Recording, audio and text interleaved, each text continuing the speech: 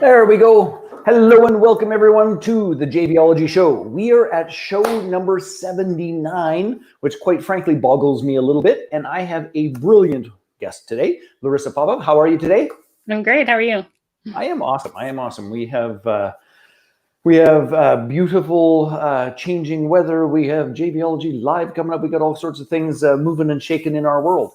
And I'm very excited to find out about lead generation and the challenge you got coming up. Now, before we dive into that, let me do a couple of things which sets the stage for you and this process, which is number one, this show is one of the ways in which my brand, JVology, the perfect mix of people, fun, and profit, shares and features our community with the world. So what we always do is this: we have a great little conversation. We always have some great tools and resources to help people to build their businesses. Now, what JVology is basically it's a community, it's a training organization where we help entrepreneurs scale their business by utilizing joint ventures. That helps them get a steady stream of free, perfectly qualified leads at the front end, which is why I love this conversation we're going to have today, and recurring passive income at the back end. And the whole purpose is for us to make the entrepreneurial journey one hell of a lot easier. So we do that through things like our live event, which is called JVology Live, which is what I've been working like a madman on the last couple of days. That is coming up here on I can't even tell the month, on September 24th to 27th. And I will put a link in the chat window here, jvologylive.com. If you want to check that out, that would be awesome. September 24th to 27. And we do it there. We do it in our global lounge, which is our membership community that gets you deal flow from all over the world. We do it in our consulting, all that fun stuff. So if it comes under the category of joint ventures, we do it. And this show is one example of that process. Okay, that's point number one. Point number two, we share these interviews all over Facebook. And what happens is that if you're watching from a different page, not the broadcast page, we can't see you in the chat. And we would love to see you in the chat. Larissa will answer some questions. We'll have a little bit of fun, all those details. So if you click on, it says J Fazette, like if you're watching on a different page, there's a little thing that says J Fazette. If you click on that, it'll take you over to the broadcast page. And at the broadcast page there, then you can chat with us. You can ask questions. Larissa will answer. We will have some fun. So come over and say hello. Okay, one last mechanical detail before Larissa tells us all of the keys that she's got going on in her life and in her world. I'm going to play our little video.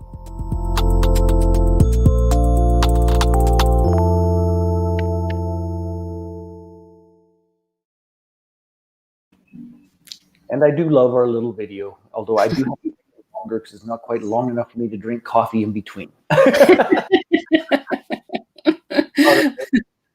So let's start with like the 5,000-foot view of who you are, who you serve, and give folks the broad strokes before we dive into the specifics. Well, I'm a divine business mentor, and I love to work with coaches, healers, and other service-based entrepreneurs who are passionate about what they do, but they don't feel so comfortable about stepping into that role as a business owner.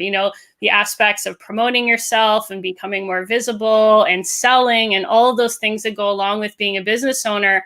And I love to merge the spiritual and heart-based aspects of who you are with and doing the business actions in a way that feels totally aligned and authentic so that you can actually make a good living doing what you love. Well, and I firmly believe that if you can make a great living doing what you love, that is 90% of the difficulties and the struggles of life solved. So tell me, I'm curious about the divine business mentor. Number one, I love the framing of it, all those things. Tell me just a little background about how you landed on that, because I really, really like it. Okay. Well, I resonate with the word coach much more than mentor more than coach. And I'm actually a spiritual teacher. I've been a spiritual teacher since 2006. And I was doing that way before I went into coaching. And I teach yoga and meditation. It's a big part of who I am. And in my first business as a health practitioner, I really struggled with business because because my spiritual values were so important to me, and I didn't like, the idea of tooting your own horn and like going out there and trying to be larger than life and being someone who I wasn't, because it really didn't feel aligned for me. That might be ever so slightly Canadian as well, Larissa. Yeah. Sorry, carry on. Is my Canadian showing? Well, you know what I used to say when I started, just on that note, because I think that there is some Canadian truth to that, because when I first started going to the US to do work, I'd come home and Corey would say, so like, how was it? Who'd you meet? And it's like, what were they like? And the phrase that I used to say is that, well, you know what it feels like a little bit is that many of the people that were at that event were a whole lot more hat than cattle. Which is a weird ranching reference from Saskatchewan, but the Canadians were, generally speaking, more cattle than hat, just in terms of how that conversation goes. Anyway, I don't want to interrupt you, but it's like I wonder if that is, there's certainly a component of that about being a heart-centered, value-driven person, and there's some culture stuff that plays a role too, I think. Probably, I guess part of being Canadian, that we hold back a little bit more, but I think it's definitely kind of a pervasive quality that a lot of heart-based business owners have, because they went into what they're doing because they love it. They want to help people first and foremost. And then the business side of it is all an afterthought, right? It's like, okay, well, now I have to make a living. And that's the challenging part. So I think that's something that a lot of us can relate to. Yeah, there's no question about that. James Lamb, I know you know James. James Lamb goes, I'm sorry, I'm Canadian. Smart ass. Okay, so let's talk about the heart-centered entrepreneur and the heart-centered business owners. Yeah. What is one of the mistakes that they make most consistently that keeps them struggling to get more clients and to really make the transition from this is what I do to I actually have a steady stream of clients. I've got a thriving practice. I've got what do you perceive to be the biggest mistake given all the people that you work with? Yeah, well, I find that a lot of them are really good at working on their website and keeping busy. They're doing a lot of work, they're taking action, but they're not always taking those key actions that are actually going to translate into clients and income, because that is important, right? That is a pivotal action. That is, that means money, that means growth, that means expansion, that means visibility. And it becomes so much more poignant and important, right, to get it right. And so what I see a lot of the times, the one key action that a lot of heart-based business owners aren't doing enough of is not booking enough enrollment conversations with their qualified potential clients. Because a lot of us who are coaches, healers, health practitioners, service-based practitioners of whatever sort, a lot of the times we generate new clients or we enroll new clients through one-on-one conversations, right? Whether you call it a one-on-one consult, a free consult, discovery session, strategy session, there's so many names for it, clarity session. That's typically how we enroll new clients, especially for higher ticket offers, like whether you call high ticket $1,000, $2,000 or more. And you want to be enrolling people into your more long-term packages as opposed to just working hour to hour with someone anyways. And so a lot of us use that process in order to generate new clients, but we need to be reaching out and generating those leads, because unless you're already making 6 or 7 figures and you're famous and your reputation precedes you and you've got, a stream of referrals coming to you all day long, you need to do that outreach. You need to start taking action on a consistent basis to generate those qualified leads and invite them to those discovery session conversations. So what are the challenges? What do heart-centered entrepreneurs face in terms of the challenges of reaching out? Because we used to tease, and well, I'm a dinosaur. We used to tease people about the 10,000 pound telephone handle in the back, in the old days where it wasn't what we'd use today. But there was always fear, there was always concern, there was rejection, am I going to impose? There's so many things going on. But based on your work, what do you think the biggest challenges are currently for people who are heart-centered entrepreneurs? Well, I think some of those things you shared are very fundamental and universal. For sure, the fear of rejection or fear of criticism, the backlash of doing something that maybe somebody doesn't receive very well. But what I commonly hear, the words that I hear is, I don't want to bother them. I don't want to be a bother. I don't want to be a nuisance and annoy them by reaching out to them. They don't want to be pushy and salesy. And a lot of times maybe you feel shy, especially healers and heart-based entrepreneurs can tend to be more on the introverted side, some of them, and you might just feel shy about reaching out to people, and you're not used to taking those extroverted type actions to put yourself out there and be more visible in the world. And there could be some fears around, well, what if I meet the wrong people? What if I take the wrong action and then it all blows up in my face? So there's the emotional part of it, right? But then there's also a logistical side of it too, right? Like, who do I reach out to? How do I reach out to them? What do I say so that I am actually enrolling qualified leads into that conversation? Because you don't just want cold traffic. You don't want just random people who have no idea who you are. You want people who are already engaged with what you're doing, who are inspired and interested in what you have to offer, and are ready to take that next step with you. Yes, understatement of the universe, because it's also very easy. I mean, in our JVology world, it's like we just keep, like, you could book your schedule 24/7 with having joint venture chit chats that might have nothing to do with the right upstream, the right downstream, some pre-qualifying conversations. Like there's a multitude of things to go on there. So I have about 27 questions I want to ask about all of that, which we probably don't have time for. But I guess this whole thing of not wanting to be a bother. Yeah. Can I ask what is the most powerful reframe that you help clients with in that domain? Because I think that is that's an unbelievably large blanket under which a whole bunch of other interesting things hide. Yeah. Well, I actually have a few things that I'd like to share along those lines. The first is, we think that we're a bother. It's because we're focusing on me, like my image and my work and my agenda. Like, my goal is to make more money and get a new client, right? And we need to focus on the other person, focus on service. We talk about leading with service, thinking about your mission, and that this isn't about you. This is about other people, and this is about the role that you play in their lives. And if you take that approach, it's very egocentric when we bring that attention, and it's about our image and our identity and what we have to do, and just put that all on the back burner, put that aside, and just focus on, this is about this person. This is about what can help them, what can serve them, and how I can help them, right? It takes the focus off of ourselves, and then we can relax a lot more because it's not about us anymore. I think that's those are brilliant words of wisdom, and it certainly holds true in facilitating and public speaking, which we've done a bunch of training on over the years. It's that whole thing. It's like, look, here's the honest to God truth: is if you're focusing too much on you, and if we can set that aside, beautiful stuff happens. I love that. Okay, so how can someone get started right now with engaging more of their ideal potential clients? What's the starting point? Because I will guarantee that there are people on Facebook watching this right now, twiddling their thumbs, going, I sure wish I had a lead to talk to, but in the meantime, I'm going to listen to Jay and Larissa talk about leads, because I'd really like to get some. Yeah.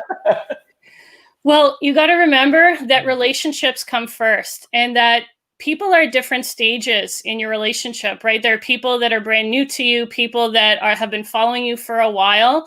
And there are people in your world right now that are at that stage where they're actually familiar with you and they're ready to say yes, potentially. And so those are the people that you want to reach out to. Some people call it the lowest hanging fruit. I don't like referring to people as fruit, but there are people in your environment that you have a relationship with already. And just also realizing whether someone says yes to you now and takes that next step with you now or not, this is fundamentally, and I think you can agree with this as well, it's about relationship first. It's about building a relationship with someone, because whether they take that next step with you now or potentially a year from now, or longer or shorter than then, that it's really about showing that you care and connecting with that person, and just maintaining that relationship.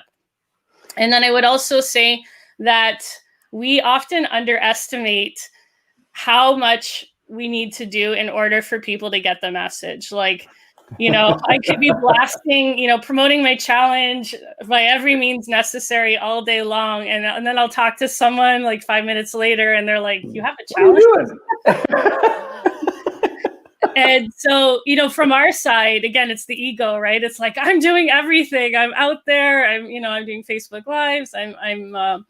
But we don't realize that there's a lot of noise out there in the world, and people are bombarded with a lot of messages. And so being consistent and staying top of mind and staying in touch with people is really important. And people might not even realize that you have services, that you're accepting new clients, and what those next steps would look like. You need to be able to articulate that so that people have an idea of what to expect, and really overtly invite them again and again, and not to take it personally, right? If they say no, or if it's not the right time, that's okay. It's not the right time. 100%. And it does make me smile. And this was really brought home to me with my dear wife coming back to work with me. Mm-hmm. And it's funny because, I mean, literally most of the time, like, she's sitting like 5 feet away from me. And by the way, just so you know, my screen is being weird. So now I'm looking at you, even though my camera's over here, but that's, but literally she's like 5 feet away from me. And then, you know, we're getting close to something. She's like, what are we doing then again? It's like, how could you not hear us? So you go, I do my best to tune you out. I'm trying to do work over here. and I think that is that key piece is to recognize that how much static there is. And organization, we're doing our very best to try and use different mediums that have less static, to make sure that we go back to, you know, good old phone call, that make sure that there's a two-way dialogue, not a one-way dialogue, because a one-way message is incredibly easy to ignore. So I love everything you're saying about the relationships, about making sure that we get in there. We don't know that, you know, our overall policy is that if we send an email, our organizational assumption is that nobody got it. And we still continue to work. And if a couple people respond, yahoo, but the assumption is nobody got it, which, by the way, isn't far from the truth. Cool. Yeah. Okay, so tell us about your challenge. Tell us about how the challenge helps to solve all of these things. Yeah. Tell us everything about it, because I think it's a brilliant idea, and I want to know more about it. Yeah, it's called the 5 Leads in 5 Days Jumpstart Challenge. It's a brand new challenge. It's the 3rd challenge that I've created, and all my other challenges have been really successful, and I'm really excited about sharing this one. And this is what it's all about: supporting you to take those key actions, namely to generate 5 qualified leads by inviting them to your strategy session. So I'm going to share a variety of ways of how to do that, who to reach out to, how to go about doing it, and exactly what to say. And I'm going to include even exact templates to use. So I'm going to make the process really easy, because I know I have been through all of it. I have lived it. I know how nerve-wracking it can be to put yourself out there. And so this challenge is designed to support you with every step of the process, from the emotional side and the mindset side of it to the logistical side of it. So it'll be really easy for you to take action, because once you do it, it gets so much easier. And I'm including how to package and make your discovery session really attractive, the mindset, of course, step-by-step instructions and templates. And of course, because it's a challenge, we're going to have prizes. So it's going to be a lot of fun. You know, I am, you know, I'm a raving fan of challenges, as we recently did one. The idea of holding their hand to get the thing done. So can I ask some specific Snoopy questions? Okay. I don't know if I'll answer Snoopy. I'll be your challenge, just to be clear. I mean, well, yeah. So I love the templates, and these are the words to use, because I think that sometimes that just breaks the inertia of the block that we hold in our heart, mind, and soul. How much of the structure of the strategy session will be covered here? Because I can't tell you how many people I've talked to. It's like, well, I'm doing a strategy session, and it's like, great, show me the process, show me the flow of it, show me all those sorts of things. Like, well, they set an appointment, and I talk to them about some stuff, and then I see if they want to buy something. It's like, stop doing that, please. So I'm really curious, because I think there's tons of people need that support. Yes. Well, the challenge is primarily focused on taking those actions to generate the leads, because so many times when I reach out to people and say, would you like to learn how to deliver an enrollment conversation that converts? And they say, well, but I don't have any leads. I don't have anyone to talk to. So that's what this challenge is focused on, helping you to take those actions to invite those potential clients in. And then after the challenge, I'll be sharing more and giving more insight into the actual enrollment conversation itself, and giving a lot of advice and tips on that. Love that, because I know you've been highly successful with that as well. And by the way, gang, if you're watching and you've ever had that thought of, I wish I had more people to talk to, I wish I had something that I could do that would be in the RGA, what I would call revenue generating activities, instead of polishing the website and changing a font, you must do Larissa's challenge. Another key point that I wanted to just really address for a moment or two, which is,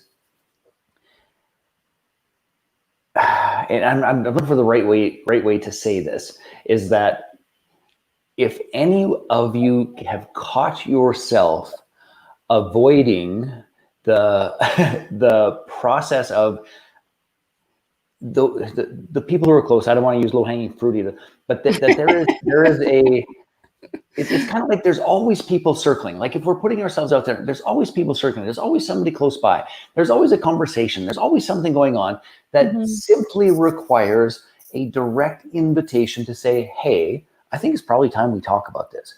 Are you open to talking about this? And I just want to just genuinely encourage each and every one of you, even if you think that's like, yeah, I know how to do that. I'm just going through some personal stuff, or I'm just a little distracted and stuff.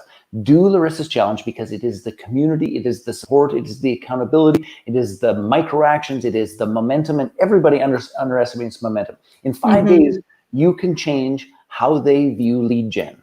You can change their results in lead gen, but you've got to actually do it. So I put the link, by the way, in the chat a couple of minutes ago, and just click on that link and make sure that you go over and do this, because here's the thing. Most people who say that they have a cash flow problem or that their business isn't profitable enough, that's actually the wrong thing. What you have is a lead generation problem. There just aren't enough people at the top of the funnel for the thing to work. If we can just put more people at the top of the funnel, most of your businesses would actually work and generate great money. Except instead of talking to 10 people, we need to talk to 100. That's it. Larissa will help. Yeah, and if you need the emotional support, if you're that kind of person, that's my gift, is in tuning into you on the spiritual, intuitive level, relating to you on emotional level and supporting you with the mindset, as well as the logistical and strategic aspects. We're going to cover all of those things. So it's going to be a really safe place for you to start practicing taking action and celebrating your wins. And like I said, once you've actually gone through the motions and done it, it's going to be so much easier to continue. It's just going to get easier and easier. And then before you know it, you're going to be like, well, it was a big deal. Just be so easy. I totally love that. I want to share just one other thought. There was a comment, and thank you, Veronica, about the revenue generating activities, is that this is a conversation I have with tons of clients, all those sorts of things, is that generally speaking, I do not deem a revenue generating activity as writing an email that has a purchase link in it. That's just writing an email that has a purchase link in it. I define a revenue generating activity as something that I am in control of the action. I'm in control of picking up the phone and inviting them to a strategy session. I'm in control of showing up at the strategy session. I'm in control of saying, yes, this person's likely a great fit. No, this person is not a great fit. I'm in control of saying, do you want to hear the invitation? Like that to me is a true revenue generating activity. And lots of people want to lump in, it's like, well, I put my website up. That's revenue generating. No, it's not. That's a website being published on the internet with 22 billion other websites that nobody will ever see. That's not revenue generating. So I guess the thing that I want to just acknowledge you about, and what I love about the challenge, is that her process is directly revenue generating. These are the steps, the actions, the process. And will every lead turn into money? No, but the activity itself is revenue generating. So that I just wanted to make that distinction, because I've had this debate with people. It's like, oh, no, I sent an email and it had a link and it's totally revenue generating. It's like, great, how much money do you make? Well, none yet. Then that's not revenue generating. Yeah, it's all about feeling empowered and powerful, right? Because we can sit back and wait and hope for something to happen that's out of our control, and it crushes your confidence. But this is about, what are the things within my power and my control to influence, right? And that's just by taking those actions consistently and practicing. That's so good. By the way, Libby Adams just joined the challenge. Way to go, Libby. Brilliant choice. Yay! Excited to have you.